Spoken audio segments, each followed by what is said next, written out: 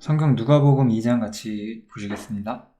누가복음 2장도 누가복음 1장에서 우리가 봤던 좀 분명한 역사적인 사실들, 누가는 어떤 주님의 행적을 먼저 믿음에 선배된 사람들로부터 좀 자세히 조사를 했고, 그래서 어떤 명확한 사실들을 중심으로 어떤 보편적인 교훈을 많이 이끌어내고 있죠. 누가복음 2장도 아마 그런 얘기가 계속 될 거라고 생각하시면 되겠습니다. 여기서 또 굉장히 중요한 이야기가 하나 나오게 되는데요. 가이사 아구스도. 아마도 이 가이사라는 단어는 우린 요즘 말로 하면 시저죠. 로마의 황제인 시저라는 단어고, 카이사르라고도 하죠.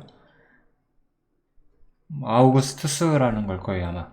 그러니까 분명히 로마 시대에 존재했던 어떤 황제 때에 이 아구스토라고 불리는 이 황제 때에 그 전국의 호정 명령이 내려오게 돼요. 이 로마의 카이사르에 의해서 호정 명령이 들어오게 되죠.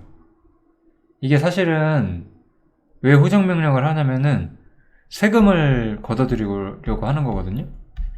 인구 파악을 해서 세금을 더 걷어들이기 위해서 이 호적 명령을 하는 건데, 이때가 언제냐? 구레뉴라는 사람이 수리아가 총독되었을 때다라는 거죠. 누가는 어떤 정확한 시기를 분명히 말을 하고 있어요. 여기 보면은 우리가 역사에서 지금 이 기록이 성경 외에 어떤 다른 문헌들에 남아있을 수도 있고 안 남아있을 수도 있어요. 만약에 안 남아있다면 그걸 가지고 또 쓸데없는 대적자들이 이러니까 성경은 가짜다 이런 헛소리를 할 수도 있겠지만, 그것이 남아있든 남아있지 않든 그건 중요하지 않은 거죠. 성경에 남아있으니까요.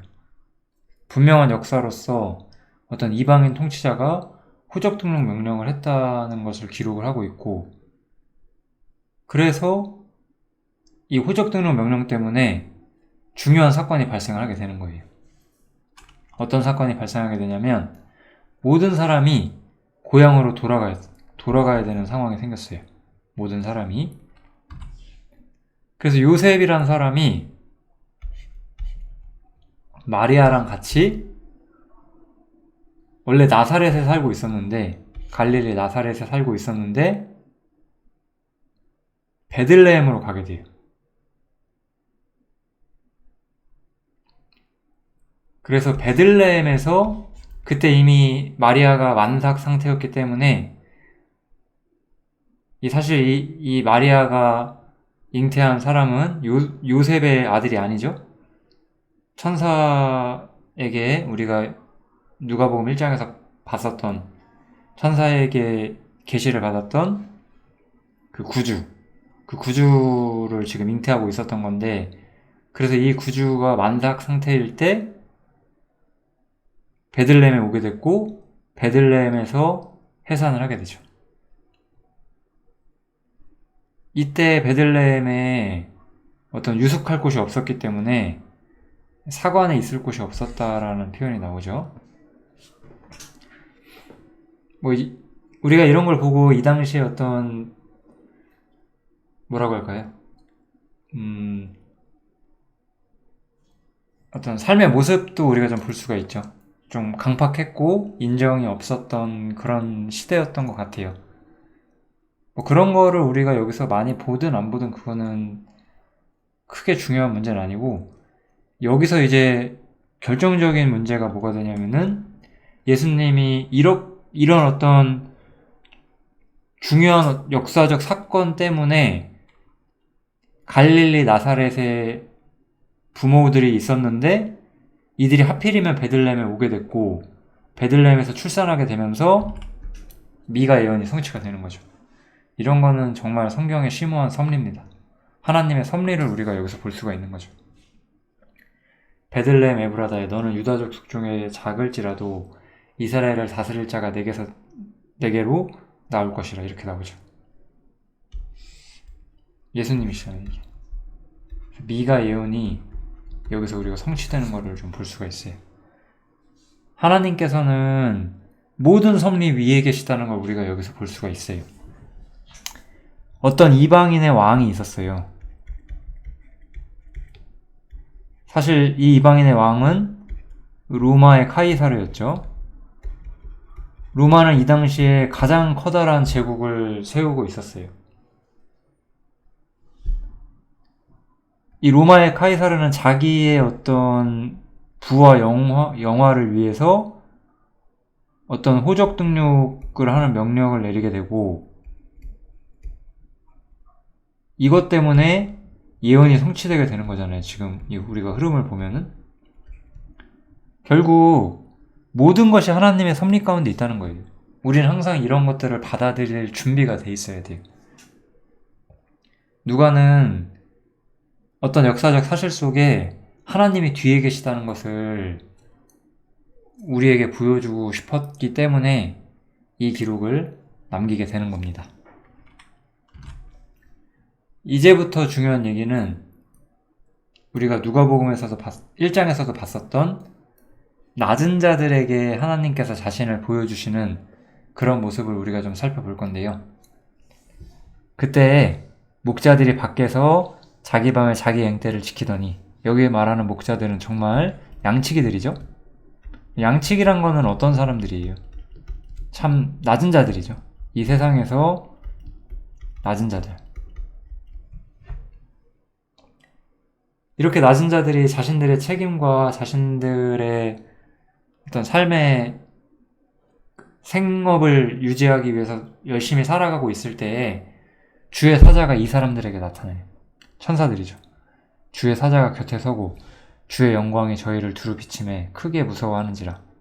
천사가 이르되 무서워 말라. 보라, 내가 온 백성에게 미칠 큰 기쁨의 좋은 소식을 너희에게 전하노라 라고 하면서 이 목자들에게 좋은 소식이 전해지게 돼요. 이 좋은 소식은 온 백성에게 전해진다고 하죠. 여기서 온 백성은 온 천하 만민을 의미하는 건 아니고요. 여기서 온 백성은 이스라엘을 의미하고 있습니다. 이게 이스라엘을 의미한다는 것이 엄청나게 강조할 만큼 중요한 건 아니지만 뒤에 나올 이야기를 위해서 제가 언급을 안 할 수가 없어서 그냥 언급만 조금 드릴게요. 여기서 온 백성은 이스라엘을 말하는 것이지 온 세상 민족을 말하는 건 아니라는 거, 그것만 알고 계세요.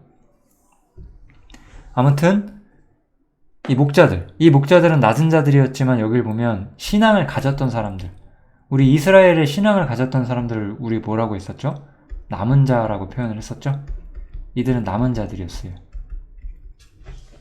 이들은 타락한 이스라엘 속에서 신앙을 가졌고 낮은 자리에서 자신들의 삶을 살았던 사람들이었고, 하나님께서는 이런 사람들에게 먼저 구주의 탄생을 알리신 거죠.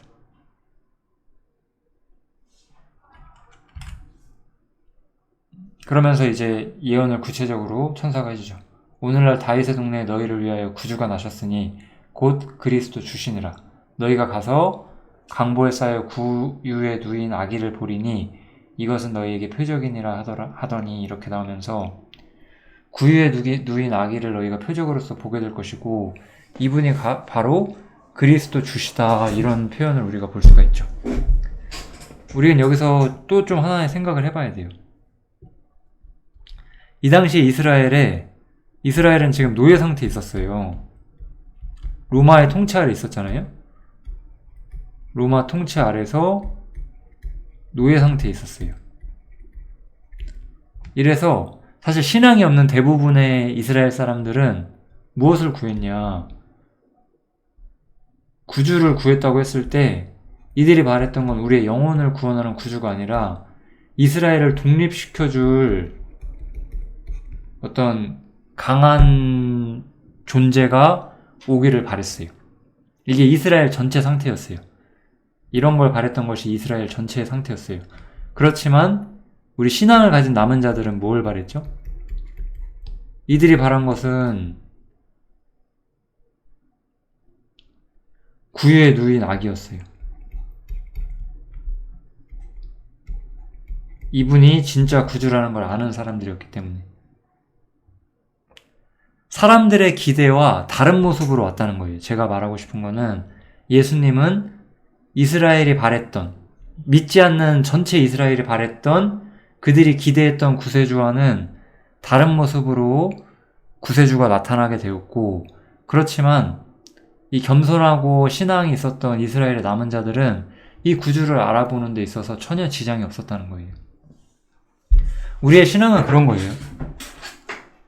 예수님이 어떤 모습으로 어떤 상황에서 우리에게 제시되든 우리는 그걸 받아들일 수가 있어요. 이거는 제가 요한복음을 강론할 때 엄청나게 많이 했던 이야기거든요. 신앙이란 것은 시대와 상황에 따라서 다르게 전달이 돼요. 우리는 아브라함이 들었던 것과 같은 걸 듣고 있지 않거든요. 그렇지만 우리는 노아가 들었던 것과 같은 것을 듣고 있지 않죠. 그렇지만 어느 시대든 하나님이 무언가를 전할 때 그 시대에 그들이 무엇을 듣든지 간에 정말 하나님을 받아들일 준비가 돼 있는 사람들은 받아들인다는 거예요. 구유에 누인 아이, 정말 아무것도 아닌 것 같았지만 이 목자들은 이 구유에 누인 아기가 구주라는 것을 충분히 이해할 수 있었다는 거죠. 이들은 신앙이 있었던 사람들이기 때문에 하나님이 움직이신다는 걸 이해하기 시작한 거예요.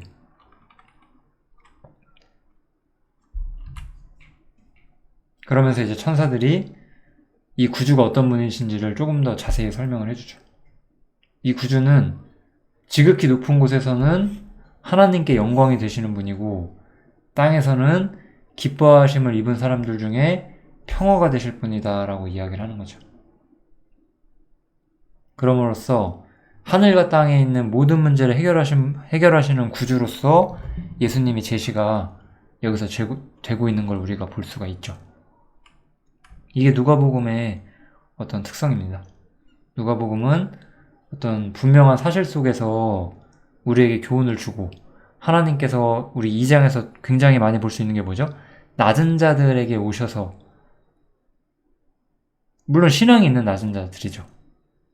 그들에게 오셔서 주님을 보여주시고 그들이 믿음으로 화답하게 해주는 거죠. 이렇게 믿음으로 화답했기 때문에 이 목자들은 이제 베들레헴으로 가요. 그래서 자신들에게 알려진 바 이루어진 일을 보자 이래서 베들레헴으로 오게 되고 여기서 구유에 누인 아기를 찾게 되죠. 그리고 나서 이제 자신들이 본 것들을 고하게 돼요. 정말 이 믿음의 행동, 이들은 천사들에 의해서 전해진 믿음을 즉각적으로 반응을 했어요. 이렇게 항상 낮은 자들에게, 정말 신앙을 가진 사람들에게 먼저 예수님이 알려지고 있어요. 우리 대부분의 이스라엘은 예수님을 알아보지 못했지만 사실 이들은 굉장히 빨리 알은 거예요. 왜냐하면 이건 우리가 예수님이 탄생할 때 이야기를 하고 있는 거잖아요. 우리 대부분 성경은 예수님이 공생애를 사신다고 하잖아요. 그 공적인 사역, 그 이스라엘에 대한 복음의 말씀을 전하시고 십자가에 달리시고 영원한 하나님의 복음이 제시되는 그 공생애 사역, 그것보다 사실 30년 전이잖아요. 예수님이 태어나실 때니까. 이 30년 전에 이미 알려지기 시작했다는 거예요. 신앙이 있는 사람들한테는 이미 알려지기 시작했어요. 저는 여기서 또한 이것이 30년 전에만 있었던 일이라고 생각하지 않아요. 우리 말라기가 훨씬 더 전에 완성이 됐거든요. 그리고 나서 이제 수백 년 동안 계시가 없었어요. 이스라엘에. 말라기가 완성된 이후로. 그러면 이때부터 예수님 오실 때까지 한 400~500년 됐을 거예요. 이때 동안 아마 믿는 사람이 전혀 없었겠느냐? 저는 그렇진 않다고 생각해요. 이때에도 항상 이스라엘의 남은 자들, 이 남은 자들이 있었고 이들에게 하나님은 언제나 알려주셨을 거예요. 물론 전체 이스라엘은 이미 타락했죠. 우리 시대도 그렇잖아요. 전체 기독교계는 타락했지만 우리들은 정말 주님을 알아보잖아요. 똑같다고 볼 수가 있겠죠. 이렇게 낮은 자들에게 항상 주님은 먼저 알려주시는 것을 우리가 여기서 살펴볼 수 있고, 이들은 하나님께 영광을 돌리고 하나님을 찬송하는 거죠. 그리고 나서 이제 예수님이 태어나시고 이스라엘 사람으로서 성장하시는 것도 좀 기록이 돼 있어요. 예수님은 이스라엘의 한 사람으로 태어나셨고, 이스라엘이 지켜야 되는 어떤 율법적 규례들을 다 지키시면서 성장해 오시는 것도 우리가 볼 수가 있죠. 예수님은 여기서 우리가 볼 수 있는 거는 예수님이 사람이시라는 거예요. 어떤 특별한 존재로서 천사와 같이 오신 것이 아니라 사람으로 오셔서 인간의 어떤 질서 속에 들어가셔서 똑같이 불편하게 생활하시고 똑같이 이스라엘 사람으로서 규범을 지키시고 이렇게 성장해 가셨다는 이야기를 하고 있죠. 또한 이제 자식을 낳으면 이제 제물을 드려야 되는데 비둘기한쌍을 드리는 것을 봤을 때 가난한 사람들의 아들로 태어나신 거 우리가 볼 수가 있고, 이 가난한 사람들, 요셉과 마리아, 이 사람들도 어떤 사람들이에요? 이 사람들도 가난했지만 신앙이 있었고 하나님의 남은 자들, 이스라엘의 남은 자들로서 주님을 기다리는 사람들 중에 하나였죠. 하나님께서는 항상 겸손한 자들에게 은혜를 주신다는 걸 우리가 볼 수가 있어요. 이거는 정말로 성경 어디에서나 나오는 저는 진리라고 생각을 해요. 주님은 정말로 그분을 찾고 그분을 바라는 사람들에게 더욱더 많은 걸 알려주실 거예요. 저는 이 부분에 대해서 사실 굉장한 신뢰를 가지고 있어요. 저는 때로는 이런 질문을 받을 때가 있어요.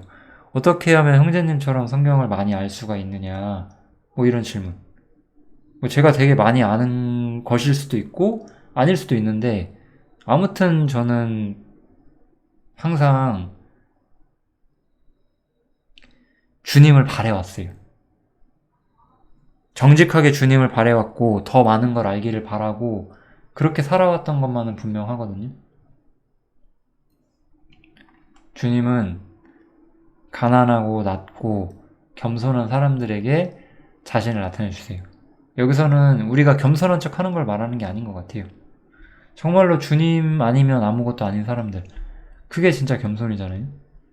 겸손하지 않은 사람들은 제 생각엔 항상 상황을 따진다고 생각해요. 상황을 따지고, 겸손하지 않은 사람들은 상황을 따지고 꼭 그러는 게 많죠. 하지만 겸손한 사람들은 주님이 전부인 사람들이에요. 주님이 전부고 말씀이 전부고 교회가 전부고 이런 사람들이 되겠죠. 이런 모습들을 우리가 누가복음에서 살필 수가 있습니다. 누가복음은 어렵게 쓰여 있지 않기 때문에 우리 여러 가지 어떤 마음의 교훈을 삼을 수 있는 것들이 많이 있어요. 이 시므온이라는 사람도 어떤 이스라엘의 남은 자로서의 중요한 대표가 되고 있죠. 예루살렘에 시므온이라는 사람이 있으니 이 사람은 의롭고 경건하여 이스라엘의 위로를 기다리는 자라. 이 표현을 보시면 이 사람이 신앙을 가진 이스라엘의 위로를 기다리는 사람이라는 거. 모든 사람이 이스라엘이 독립하기를 바랬어요. 그렇지만 그들은 육신적인 상황에서 독립하길 바랬죠. 그렇지만 이 사람은 그런 게 아니라 정말 하나님의 구원자가 와서 하나님의 약속대로 이스라엘의 믿음과 어떤 삶과 하나님을 향한 예배와 경배, 그들의 도덕적인 삶의 표준, 이런 것들을 다 회복해 주시는 진정한 구주를 바래왔다는 거, 남은 자였다는 거. 이런 사람들은 제가 아까 말한 것처럼 하나님과 가까운 사람들이고, 놀랍게도 이 사람은 성령의 지시를 받았다고 나오죠. 그리스도를 보기 전에는 죽지 않을 것이라는 성령의 지시를 받았다는 이야기가 나와요. 그래서 이 사람은 이 성령의 지시대로 주님을 만나게 되는 거죠. 주님을 알아보는 거예요. 이게 남은 자의 특징이에요. 항상 주님을 알아봐요. 어느 시대에나. 우리 시대도 마찬가지예요. 아무쪼록 우리는 여러 사람들에게 말씀을 전하지만 모두 같은 결과가 오진 않잖아요. 주님을 알아보는 사람들이죠. 그래서 우리는 항상 복음을 전해야 돼요. 누가 알아볼지 모르니까 전해야 돼요. 항상 제가 요한계시록 할 때 누구든지 생명수를 받으라 라고 말했던 거를 이야기하면서 은혜가 뻗어나갔다고 했던 기억이 나거든요. 그것처럼 우리는 주님을 알아보는 사람들이 나타나기를 기대하면서 항상 은혜의 말씀을 퍼뜨리는 것이 좋다라고 생각이 듭니다. 그래서 이 사람은 어쨌든 주님을 알아봤어요. 그래서 이 아기를 안고 이분이 무슨 십자가를 보고 그런 것도 아니잖아요. 예수님이 아기 시절일 때 본 거잖아요. 십자가를 보기 전에 이 사람은 이미 나이 많은 사람이었기 때문에 주님 품으로 갔을 거예요. 그렇지만 이 사람은 이미 주님을 알아봤어요. 주제요. 천지의 주제이신 하나님을 뜻하는 표현이잖아요. 이제는 말씀하신 대로 종을 평안히 놓아주시는도다. 이 사람은 자신이 구주를 받고 이제는 죽을 때가 되었다는 것을 이미 알고 있는 거죠. 내 눈이 주의 구원을 보았사오니, 이미 주의 구원을 보았다라고 말해요. 이는 만민 앞에 예비하신 것이오. 여기 만민, 이방을 비추는 빛이오. 여기가 바로 이제 이 구원이 이스라엘 쪽에서 이스라엘만의 구원이 아니라 열방으로 나아가는 구원이 될 거라는 걸 이 사람은 알고 있었죠. 굉장히 많은 것을 이해하기 시작한 사람들이 등장하게 돼요. 아까 목자들은 여기까지는 보지 못했지만 이 시므온은 굉장히 많은 걸 봤죠. 또한 주의 백성 이스라엘의 영광이 될 것이다. 이렇게 주님을 찬송하면서 이 시므온이 하는 말은 어떤 복음의 중추가 되는 이야기를 하고 있죠. 이스라엘을 넘어 열방의 빛이 되시는 분이시고 이스라엘의 왕이 되시는 분이시다라고 이야기를 하죠. 또한 모친 마리아에게 이런 말을 해요. 이 아이는 이스라엘 중 많은 사람의 패하고 흥함을 위하여 비방을 받는 표적되기 위하여 세움을 입었고, 이 표현은 좀 말이 어려운데 단순하죠. 이스라엘 시험하신다는 거예요. 우리가 더 선명하고 온전한 진리를 하면은, 진리를 전하게 되면 사람으로서는 주님이 어떤 사람에게 최대한 밝게, 최대한 선명하게 우리가 제시가 된다고 얘기를 해볼게요. 그럼 이 사람은 찬성하든지 반대하든지 두 개밖에 없는 거예요.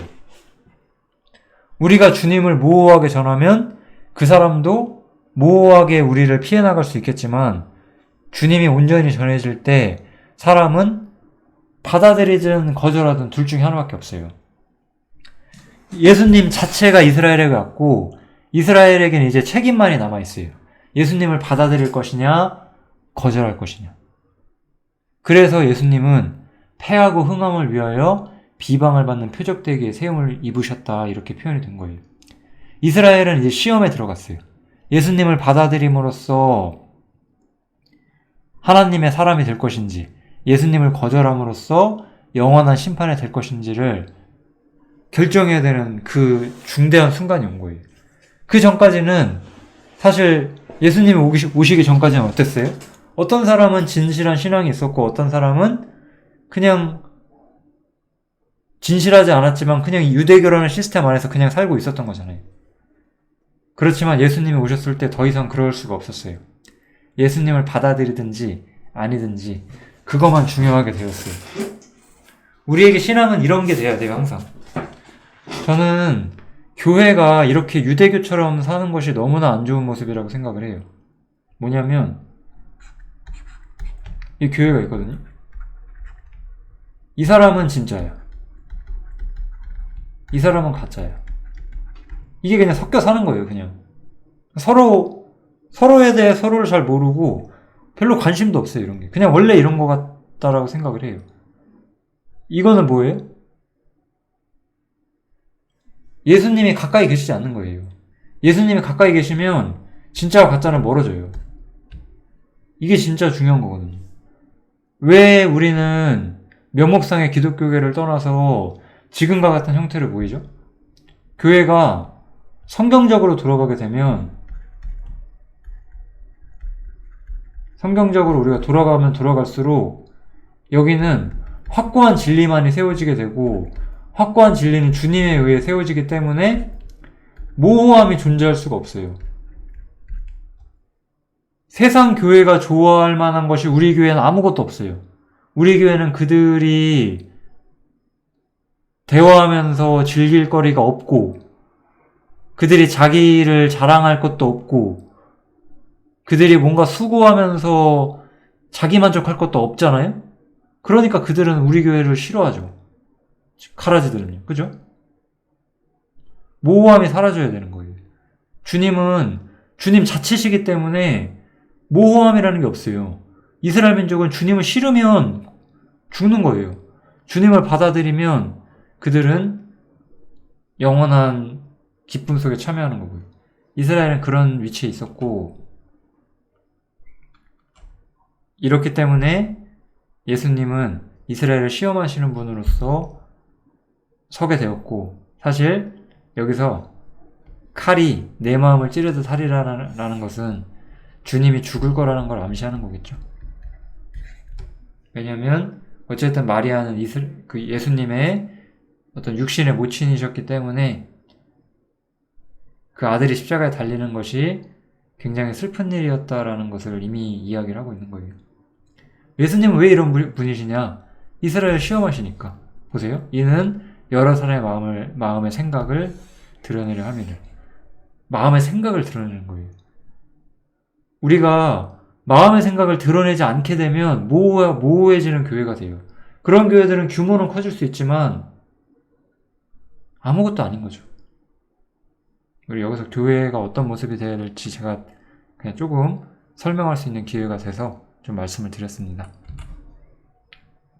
또한 이제 안나라는 선지자가 나오는데, 이 사람은 이제 예루살렘의 구속됨을 바라는 모든 사람에게, 이제 주님을 바래왔던 진실한 신앙이 있었던 모든 사람들에게 이 이야기에 대해서 말한다라고 하면서, 이 남은 자들은 또한 증인의 역할을 한다. 우리도 그렇죠. 우리도 주님을 증거하는 증인들이잖아요. 우리가 이런 모습들도 여기서 살펴볼 수가 있습니다. 이제 어린 시절의 예수님의 모습이 나오게 되는데요. 여기까지 하면 우리가 이제 누가복음 2장에서 할 이야기는 끝날 것 같네요. 이것도 아까 우리가 봤던 예수님의 일반적인 모습하고 똑같아요. 사람으로서 자라가셨다는 거. 사람으로서 어린 시절부터 자라가셨다는 것을 우리가 좀 살펴볼 수가 있습니다. 자세히 제가 언급은 하지 않을 거고요.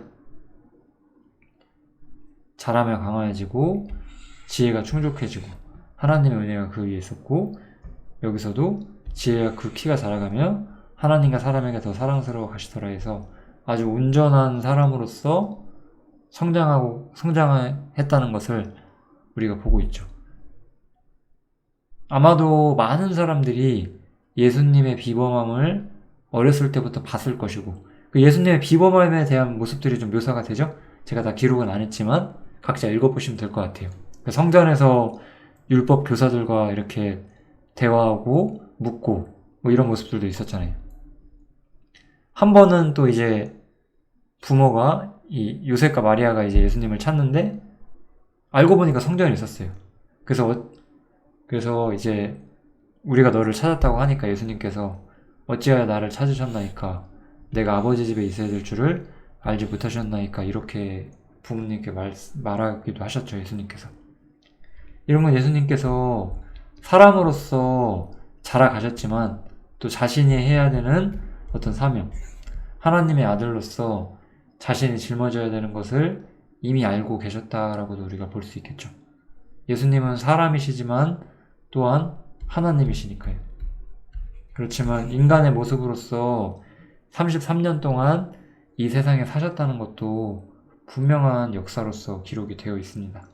누가복음 2장은 이러한 내용들로 나와 있죠. 여기서 마치도록 하겠습니다. 감사합니다.